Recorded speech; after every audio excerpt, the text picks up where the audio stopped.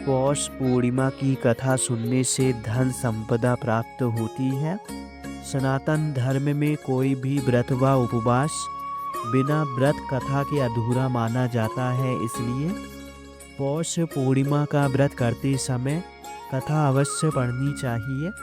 पौष माह के शुक्ल पक्ष में आने वाली पूर्णिमा को पौष पूर्णिमा कहा जाता है। हिंदू धर्म में इसका खास महत्व माना गया है। पौष पूर्णिमा के दिन गंगा में स्नान करना, दान करना बहुत ही शुभ माना जाता है। इस दिन जातक व्रत करते हैं और भगवान सत्यनारायण की पूजा का भी विधान है। पूजा के बाद सत्यनारायण की कथा जरूर पढ़नी चाहिए। पौराणिक कथा के अनुसार काशीपुर नामक नगर में एक गरीब ब्राह्मण रहा करता था, जो भिक्षा मांगकर अपना जीवन यापन करता था। एक बार भगवान विष्णु एक बूढ़े ब्राह्मण का रूप धरकर स्वयं उस गरीब ब्राह्मण के पास गए और कहने लगे, हे विप्रे, श्री सत्यनारायण भगवान मनोवांछित फल देने वाले हैं और उनका व्रत व पूजन करने से मनुष्य के सभी दुख दूर हो जाते हैं। तुम भी उनका व्रत व पूजन करोगे तो सब प्रकार के दुखों से मुक्त हो जाओगे।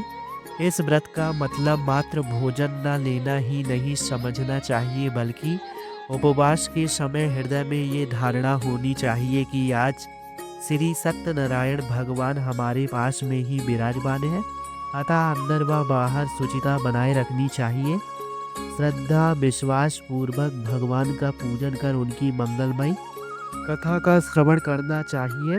श्री सत्यनारायण कथा बताती है कि व्रत पूजन करने में मानव मात्र का समान अधिकार है, चाहे वह निर्धन धनवान राजा हो या व्यवसायी, ब्राह्मण हो या अन्य वर्ग, स्त्री हो या पुरुष। यही स्पष्ट करने के लिए इस कथा में निर्धन ब्राह्मण, गरीब लकड़हारा राजा उल्कामुख, धनवान व्यवसायी, साधु वैश्य, उसकी पत्नी लीलावती, पुत्री कलावती, राजा तुंग ध्वज एवं गोपगणों की कथा का समावेश किया गया है। एक साधु वैश्य ने भी यही प्रसंग राजा उल्कामुख से सुना, किंतु उसका विश्वास अधूरा था और श्रद्धा में कमी होने के कारण उसने मन में प्रण लिया कि संतान प्राप्ति पर सत्यव्रत पूजन करूंगा। समय बीतने पर उसके घर एक सुंदर कन्या ने जन्म लिया। तब उसकी पत्नी ने व्रत की याद दिलाई तो उसने कहा कि कन्या के विवाह के समय में करेंगे। कन्या के विवाह का भी समय आ गया और पत्नी ने याद दिलाया कन्या के विवाह का भी समय आ गया और पत्नी ने याद दिलाया तो उसने बाद में टाल दिया। इसके बाद व्यापारी अपने दामाद को लेकर व्यापार के लिए चला गया। वहां उसे चोरी के आरोप में राजा चंद्रकेतु द्वारा दामाद सहित कारागार में डाल दिया गया। उसके अपने घर में भी चोरी हो गई। पत्नी लीलावती और पुत्री कलावती भिक्षावृत्ति के लिए विवश हो गई। एक दिन कलावती ने किसी के घर श्री सत्यनारायण का पूजन होते हुए देखा और घर आकर माँ को प्रसाद दिया।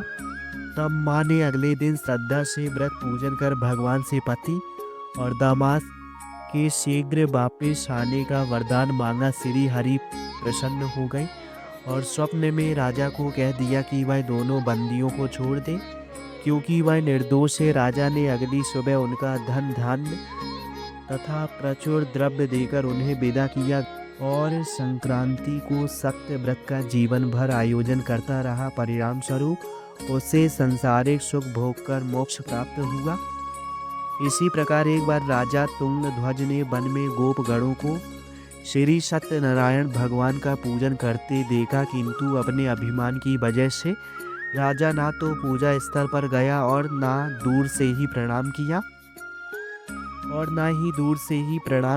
ना ही गोपगणों द्वारा दिया गया प्रसाद ग्रहण किया। परिणाम ये हुआ कि राजा के पुत्र, धान्य, अश्व, गजादि सब नष्ट हो गए।